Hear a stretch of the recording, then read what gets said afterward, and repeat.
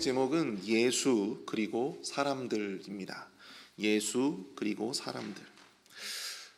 벨기에의 국민 화가로 잘 알려진 제임스 앤소르라고 하는 화가가 있습니다. 그런데 그가 그린 그림 가운데 가면에 둘러싸인 앤소르라고 하는 자화상이 굉장히 유명합니다. 이 그림은 앤소르 자신의 얼굴을 한 가운데 그리고요. 그리고 그 주변으로 해서 수많은 이 가면들을 그려 넣었습니다. 그림을 자세히 보시면 그 가면들이 굉장히 기괴하고 또 독특한 그런 가면들이 많이 등장합니다. 그럼 그가 그 그림을 통해서 드러내고자 했던 그러한 것은 과연 무엇이었을까요? 앤소르는 그 그림을 통해서 무엇을 드러내고 싶어 했을까? 그것은 바로 그 가면을 쓴 인간들의 교활하고 비열하고 또 우둔하고 또 중상모략하는 다양한 인간 군상을 그려내고 싶어 했다라고 하는 것입니다. 가면을 쓴 사람들을 통해서 인간이 가지고 있는 위선 그리고 인간이 가지고 있는 거짓과 또 가면 뒤에 숨겨진 그런 인간의 실체를 표현하고자 했다라고 하는 것이죠. 여러분들은 과연 어떠십니까? 앤소르는 앤소르 주변에 있는 많은 관계하는 그 사람들의 가면을 쓴 사람들의 모습들을 그려냈는데요. 여러분, 우리 주변에는 과연 어떠한 사람들이 있습니까? 어떠한 가면을 쓰고 또 어떠한 목적을 가지고 또 어떠한 이유를 가지고 나와 관계를 하고 있는 그 사람들은 과연 어떠한 사람들입니까? 오늘 본문에는 예수 그리스도를 중심으로 해서 다양한 목적과 다양한 모습을 가진 사람들이 등장합니다. 우리 주변에 다양한 사람들이 존재하듯이 예수님을 중심으로도 많은 사람들이 있었습니다. 그들은 각자 다양한 가면, 다시 말해 다양한 이유와 목적을 가지고 예수님 주변에 존재했던 사람들이었습니다. 예수님을 두고 다양한 이해관계 속에 있었던 예수님 주변의 사람들의 모습은 오늘날 우리 그리스도인들에게 우리가 예수님을 과연 왜 따르는가? 우리가 왜 예수님 주변을 이렇게 서성거리고 있어야 하는가? 그 이유와 목적에 대해서 다시금 생각하게 만든다라고 하는 것이죠. 오늘 새벽에는 오늘 본문에 등장하는 세 부류의 사람들을 함께 살펴보고자 합니다. 그리고 그들을 통해서 나는 과연 예수님께 어떠한 사람인가? 나는 과연 예수님께 어떠한 이유와 목적을 가지고 예수님을 위해 존재하는가? 이것을 함께 생각해 볼 수 있는 기회가 될 수 있기를 바랍니다. 예수님 그 주변에는 과연 어떠한 사람들이 있었을까요? 첫 번째로 자신의 기득권과 유익을 위해서 예수님을 거부하고 죽이려 했던 사람들이 있었습니다. 자신의 기득권과 유익을 위해서 예수님을 거부하고 죽이려 했던 사람들이 있었어요. 오늘 본문 1절을 보시면 이틀이 지나면 유월절과 무교절이라 대제사장들과 서기관들이 예수를 흉계로 잡아 죽일 방도를 구하며 라고 말씀합니다. 오늘 첫 번째로 등장하는 사람들 바로 대제사장들과 서기관들이었습니다. 유대의 대표적인 종교 지도자들이었던 그들은 예수를 잡아 죽일 흉계를 꾸몄다라고 하는 것입니다. 여기서 이 흉계라고 하는 말이 참 이 종교 지도자들에게는 참 어울리지 않는 그러한 말입니다. 그럼에도 그들은 자신의 정치적인 또한 종교적인 기득권을 지키기 위해서 그 헤게모니를 지키기 위해서 예수를 잡아 죽이고자 했다라고 하는 것입니다. 그럼 과연 그들이 가지고 있었던 흉계라고 하는 것은 과연 무엇이었을까요? 본문 2절을 보시면 이르되 밀란이 날까 하노니 명절에는 하지 말자 하더라. 여러분, 이때 이 명절이 과연 무엇입니까? 앞에서 언급하고 있는 유대의 대표적인 명절이라고 할 수 있는 유월절, 우리가 보통 무교절이라고도 불리는데요, 유월절이에요. 모세와 이스라엘 백성들이 애굽을 벗어나게 되었을 때 바로 그것을 기념하고자 종되었던 그런 애굽에서의 생활을 정리하고 하나님의 약속의 백성으로 다시 거듭났던 그것을 기념하고자 만들어진 이 절기가 바로 유월절, 무교절이었다라고 하는 사실입니다. 당시에 모든 유대인들의 12세 이상의 모든 유대인 남자들은요 반드시 이 세 가지 절기들을 지키기 위해서 반드시 예루살렘을 방문해야만 했습니다. 특별히 당시 예루살렘의 인구가 대략 한 5만 명 정도 되었다고 하는데요, 이 유월절을 지키기 위해서 전 세계 각지에서 이 유대인들이 예루살렘으로 모여들었습니다. 바로 그때가 바로 유월절이에요. 이 6월절에는 당시 예루살렘의 인구가요 한 25만 명, 거의 5배 정도가 뛰는, 그 정도로 많은 사람들이 이 예루살렘에 운집했다라고 하는 사실입니다. 예수님을 잡아 죽이고 싶은 마음은 굴뚝 같았지만 6월절이라고 하는 이 특수한 절기에 자칫 예수님을 지지하고 또 예수님을 따르는 그러한 세력들에 의해서 밀란이 발생한다면 그것은 걷잡을 수 없는 혼란이 예루살렘에 빚어지기 때문에 그들은 그 날을 피하고자 했다라고 하는 것입니다. 그리고 그 6월절이 끝나는 시점에 그 모든 사람들이 자신의 집으로 돌아가는 그 시점에 예수님을 잡아 죽일 흉계를 꾸몄던 것이죠. 오늘 우리가 첫 번째로 만나게 되는 예수 주변에 과연 어떤 사람들이 있었는가? 바로 이러한 사람들이 있었다라고 하는 것입니다. 자신의 기득권, 또 자신의 유익을 위해서 예수님을 거부하고 죽이고자 했다. 종교 지도자라고 하는 특별한 위치에 있었음에도 불구하고 자신의 기득권을 지키기 위해서 예수님의 복음을 거부했던 사람들입니다. 예수님이 하나님의 아들이라고 하는 여러 정황과 증거들, 표적들이 많았음에도 불구하고 그들은 보지 않으려고 했고 또한 듣지 않으려고 했다라고 하는 것이죠. 영적으로 눈멀고 영적으로 귀머거리였던 그러한 사람들이었습니다. 자신의 기득권과 유익을 지키기 위해서라면 자신의 지위, 신념 혹은 정체성도 기꺼이 포기하고자 했던 사람들이 바로 이러한 사람들이었다고 하는 것이죠. 역사적으로 예수님의 가르침과 또한 교회를 대적했던 많은 사람들이 있었습니다. 그래서 예수님은 승천하시고 난 이후에 교회가 수많은 적들의 공격을 받아야만 했다라고 하는 것입니다. 초대교회 당시에도 교회는요, 밖으로는 이 로마 제국과 이 극렬 이 유대인들의 아주 굉장히 큰 거센 공격을 받아야만 했었는데요. 근데 참 신기한 것은 그러면 그럴수록 교회는 하나로 더 뭉쳐지고 더 단단하게 부흥하고 성장해 갔다라고 하는 사실입니다. 근데 진짜 적은 따로 있었어요. 그래서 무엇입니까? 바로 내부의 적이었다라고 하는 것입니다. 내부의 적. 무엇입니까? 바로 분열이라고 하는 것입니다. 예수님보다 자신의 기득권 유익을 따르려고 하는 가짜 그리스도인들이 교회 내부에 들어오기 시작했다라고 하는 것이죠. 여러분, 우리가 사도신경이라고 하는 것을 외우지 않습니까? 여러분, 사도신경이 여러분들 왜 만들어졌을까요? 어포슬 크리드라고 하는 이 사도신경이 왜 여러분들 만들어졌을까요? 교회가 고백하는 최소한의 신앙 고백이 바로 이 사도신경이에요.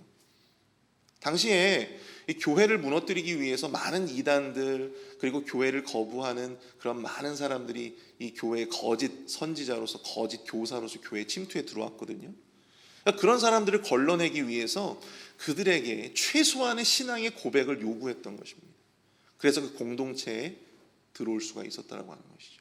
그것을 인정해야만, 그것을 믿음으로 인정해야만 공동체에 들어올 수가 있었다라고 하는 것입니다. 이처럼 많은 교회의 내부의 적들이 교회의 리더십을 흔들고 또한 교회의 잘못된 소문을 퍼뜨리고 또한 교회가 하나가 되지 못하도록 분열하게 만드는, 역사적으로 보면 이 교회를 무너지게 하고 또 예수님의 가르침대로 교회가 나아가지 못하고 좌초하도록 그렇게 발목을 잡았던 바로 그 가장 대표적인 교회의 대적자들, 그들은 바로 이 분열의 영에 사로잡힌 자들이었다라고 하는 사실입니다. 사랑하는 성도 여러분, 이러한 대적자들의 흉계에도 교회는요 더욱더 굳건하게 그 자리를 지켜왔습니다. 예수님의 가르침은 지금도 변함없이 전 세계로 전파되어지고 있습니다. 교회를 거부하고 교회를 대적하는 자들로 인해서 여러분, 교회는요 약해져 온 것이 아니에요. 오히려 더욱더 강건하고 단단하게 성장했다라고 하는 사실입니다. 여러분, 교회에 어려움이 생기고 또한 교회에 여러 가지 참 힘든 문제들이 발생한다 하더라도요, 여러분들, 우리가 그럴 때마다 그것이 그 교회를 흔들 수 없어요. 그 문제가 그 교회를 흔드는 것이 아니라 그 문제들로 인해서 분열하는 우리의 이 심령들, 이것이 교회를 힘들고 어렵게 만든다라고 하는 사실입니다. 아무리 이 교회를 흔들려고 하는 세력들이 있다 할지라도 그것이 별로 여러분, 하나님께는 그것이 그렇게 중요한 문제가 아니에요. 문제는 그것 때문에 흔들리는 우리의 이 믿음, 그것 때문에 흔들리는 교회를 향한 우리의 사랑, 그것 때문에 흔들리는 교회에 대한 우리의 열심, 그 헌신이 더 큰 문제라고 하는 사실입니다.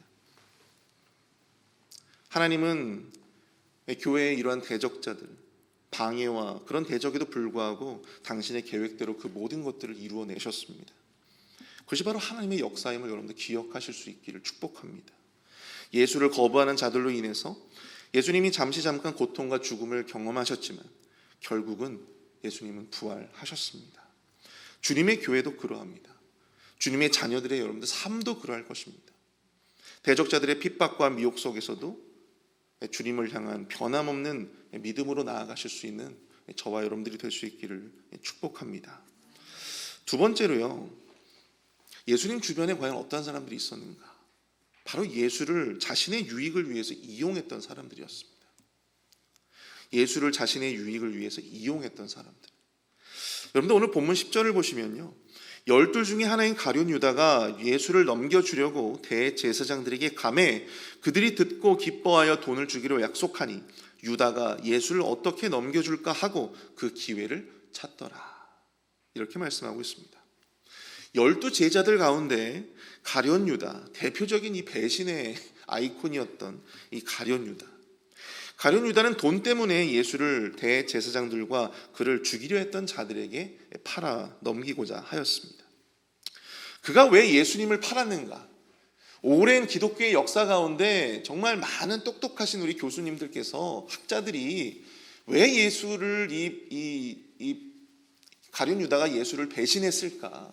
이것에 대해서 연구했어요. 그런데 여러분, 저는 그것을 들어보면서 그것이 그렇게 중요한가라고 하는 생각을 하게 되었습니다. 왜 유다가 예수님을 배신했는가가 여러분들 정말 중요합니까? 그것을 우리가 왜 알아야 되죠? 중요한 것은 유다가 예수를 배신했다라고 하는 사실입니다. 어떤 이유에서 예수님을 팔아넘겼든 이유가 중요하지는 않습니다. 중요한 것은 그가 예수님을 팔아넘겼다라고 하는 사실이에요.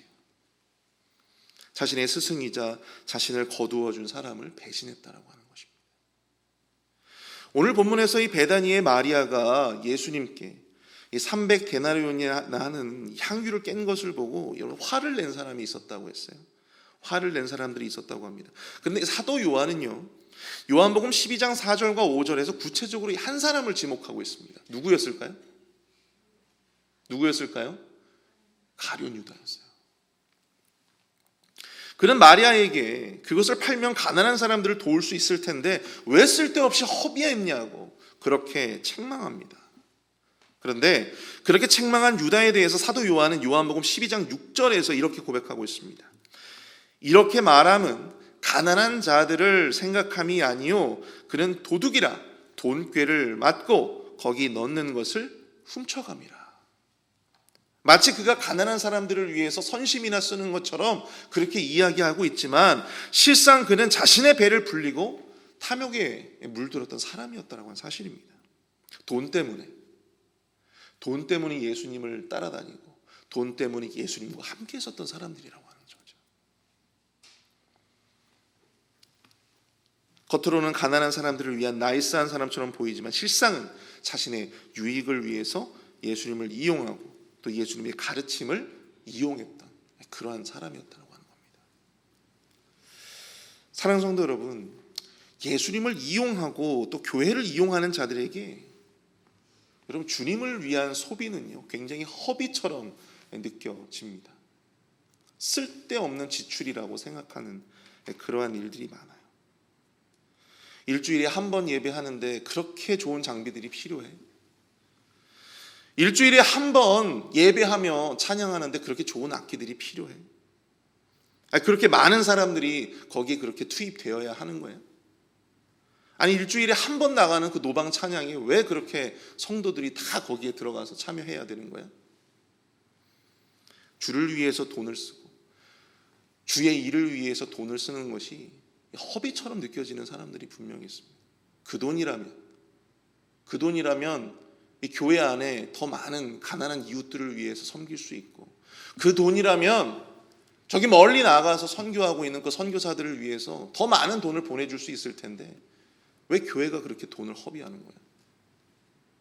그렇게 말하는 사람들이 분명히 있을 것입니다. 물론 그렇게 생각할 수도 있어요. 근데 여러분, 주를 위해서 쓰는 일에 결코 허비란 단어는 어울리지가 않는 것입니다. 쓸데없는 것은 없다라고 하는 것입니다. 자신의 집에는 더 좋은 가구, 더 좋은 장비, 더 좋은 것들을 채워 넣으면서 교회에는 좋은 것을 쓰면 그것이 허비라고 하는 그러한 모습들. 여러분, 이것이 과연 합리적인 생각이라고 볼 수가 있겠습니까?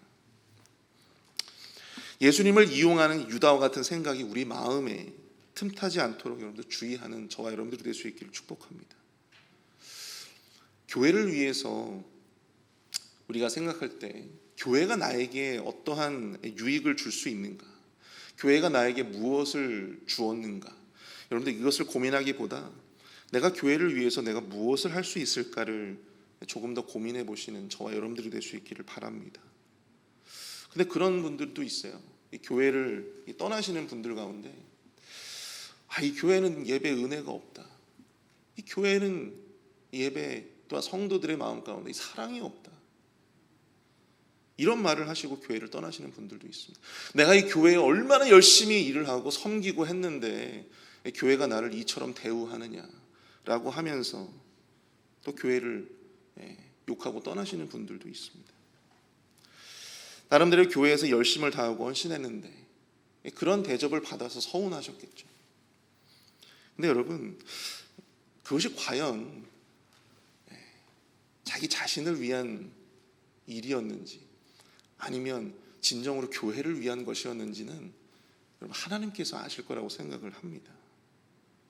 자신의 인정과 또한 자신의 칭찬과 또한 자신의 어떤 공로를 인정받기 위해서 그렇게 교회를 이용하는 그런 모습들이 우리 안에 없기를 바랍니다. 교회가 나에게 과연 무엇을 해주었나를 계산하기보다는 내가 교회를 위해서 과연 주를 위해서 내가 무엇을 할 수 있는가를 고민하고 또 순수한 마음으로 주님과 교회를 위해서 헌신하는 그런 모습들이 저뿐만이 아니라 우리 모두에게 있게 되기를 축복합니다. 마지막으로 예수님 주변에는 어떤 사람들이 있었는가? 마지막으로 예수님 주변에는요, 예수를 믿음으로 받아들이고 그를 위해서 헌신했던 자들이 있었습니다. 오늘 보면 3절부터 9절까지의 말씀을 보시면요, 예수님이 이 베다니에 방문하셔서 시몬이라는 나병 환자의 집에서 식사하실 때 한 여인과의 사이에서 벌어졌던 일을 소개하고 있습니다. 여기서 한 여인이 누구예요? 바로 마리아죠. 그럼 시몬은 누구겠습니까? 시몬은 누구겠어요? 마리아의 오빠였던 나사로였죠. 예수님이 식사하실 때 이 마리아가 순전한 나드 향유 한 옥합을 깨뜨려서 그 향유를 예수님의 머리에 붓습니다. 요한복음에서 이 사도 요한은 이 마리아의 기름이 예수님의 발에 부어졌다 그렇게 기록을 하고 있어요. 이것을 우리가 종합해 본다면 마리아가 자신의 향유를 깨뜨려서 예수님의 머리에도 붓고 또 예수님의 발에도 부어서 그렇게 예수님의 장례를 준비했다고 이야기를 합니다. 당시에 유대에서는요, 존귀한 손님들을 맞이하기 위해서 그들에게 기름을 바르고 또 그들의 발을 씻기는 그러한 관습이 있었다고 합니다. 정말 이 존귀한 그런 손님들을 맞이할 때 말이죠. 그런데 그때에도 이처럼 귀한 이 나드 향유와 같은 한 근에 이 300데나리온이나 하는 이렇게 귀한 것을 쓰지는 않았다고 합니다. 근데 지금 이 마리아는요, 예수님을 위해서 300데나리온, 여러분 당시 한 데나리온이 한 노동자가 하루에 벌 수 있는 품삯이 한 데나리온이었어요. 그럼 300데나리온이면 거의 1년 연봉에 해당하는 가격을 가지고 있는 그러한 정말로 귀한 향유였습니다. 근데 그것을 예수님의 머리에 붓고 예수님의 발에 부었다라고 하는 것이죠. 예수님 주변에는 예수님을 죽이고 또 예수님을 자신의 어떤 유익을 위해서 이용하고자 했던 그런 사람들만 있었던 것은 아닙니다. 예수님과 예수님이 전하는 복음을 믿음으로 받아들이고 또 예수님을 정말 귀하게 여겨 그분을 위해서 자신의 인생을 바쳤던 사람들이 있었다라고 하는 사실이에요. 참으로 순전한 사람들이죠. 참된 믿음으로 진정으로 예수님을 가장 존귀한 분, 자신의 왕으로 모실 수 있는 자만이 감당할 수 있는 헌신을 보여주었던 그러한 제자들이 있었고 또 마리아와 같은 사람들이 있었습니다. 어떻게 하면 그런 헌신을 할 수 있었을까요? 그들은 어떻게 자신의 그렇게 귀한 것을 예수님을 위해서 기꺼이 그렇게 헌신할 수 있었을까요? 예수님의 복음을 위해서, 교회를 위해서 그들은 어떻게 자신의 목숨을 초계와 같이 던질 수 있었을까요? 무엇이 그런 마음을 들게 했을까요? 빌립보서 3장 7절에서 9절까지의 말씀을 보면 이런 구절이 있습니다. 그러나 무엇이든지 내게 유익하던 것을 내가 그리스도를 위하여 해로 여길 뿐더러 또한 모든 것을 해로 여김은 내 주 그리스도 예수를 아는 지식이 가장 고상하기 때문이라. 내가 그를 위하여 모든 것을 잃어버리고 배설물로 여김은 그리스도를 얻고 그 안에서 발견되려 하노니.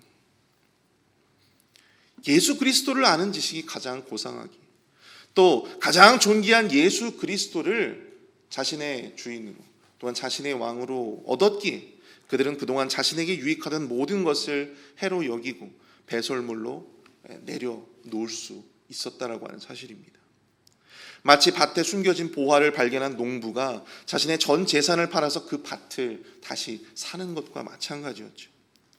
더 귀한 가치가 무엇인지 아는 이 영적인 사람들은요, 무엇이 더 귀한 것이고 무엇이 더 중요한 것인지를 알기 때문에 아까워하지 않고 예수 그리스도를 위해 그것들을 내려놓을 수 있었다라고 하는 사실입니다.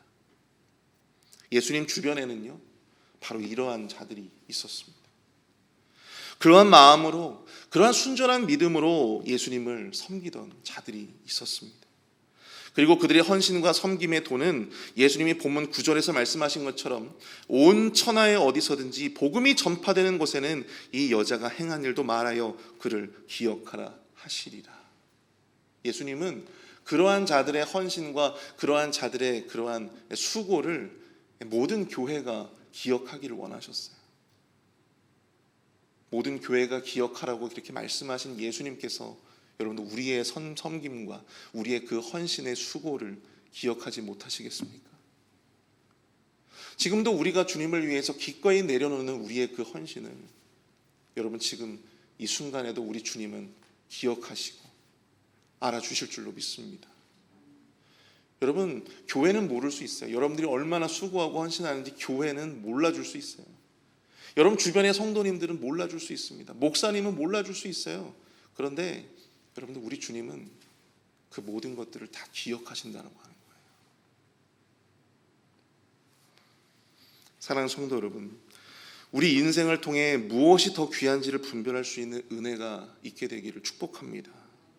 그것을 분별할 수 있을 때 우리는 기쁨으로 우리의 것을 내려놓을 수가 있어요. 여러분, 그게 저도 참 목사지만 목사기 때문에 그것이 될 거라고 여러분들 생각하지 마시길 바랍니다. 장로니까 당연히 그게 될까요? 안수집사 권사니까 직분자니까 그게 당연하다고 여러분들 생각하지 마십시오. 그래야 하니까 하는 게 아니고요, 여러분 우리 마음 가운데 정말 그러한 동기부여가 정말 생겨야지 그렇게 할 수가 있는 거예요. 우리 마음 가운데 진짜 다른 것 아무것도 기대하지 않고 예수님을 위해서 헌신할 수 있는 어떤 그런 마음의 동기가 되어야 여러분 헌신할 수 있는 것입니다. 여러분 매주 목요일마다 여러분들 교회가 아주 깨끗해요.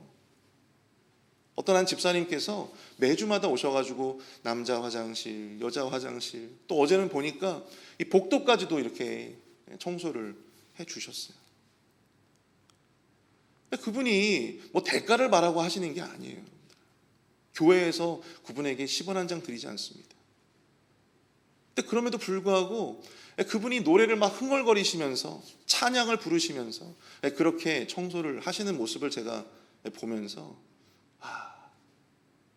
저분이 뭔가를 바라고 뭔가 어떤 사람들의 인정이나 칭찬을 바라고 저렇게 하시는 것이 아니라 정말 마음 가운데 예수님 때문에, 교회 때문에 기쁨이 막 넘쳐가지고 저렇게 헌신하시는구나 라고 하는 것이, 그것을 보고 있는 사람으로서, 목회자로서 그게 느껴지더라고요. 여러분, 이런 분들의 헌신으로 우리 교회가 더욱더 세워져 가는 줄로 믿습니다. 여러분, 그분이 자신의 시간을 아까워하지 않고 자신의 에너지를, 자신의 노력을 아까워하지 않고 주를 위해서 바쳤던 그런 모습을, 여러분, 저는 사람들은 몰라줘도 여러분, 우리 주님은 반드시 기억해 주실 줄로 믿습니다. 우리의 헌신이 그러한 헌신으로 주님 앞에 나아갈 수 있게 되기를 축복합니다.